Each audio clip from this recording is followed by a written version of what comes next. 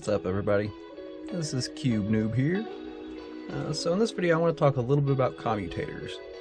Commutators are a really helpful tool in cubing, especially with the larger n×n cubes. And it's also just really fun to play with. I actually just finished with this 11×11 and my 7×7 here.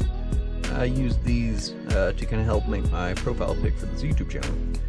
So in this video, I'm going to return my 7×7 to its solved state using commutators. So let's get into it.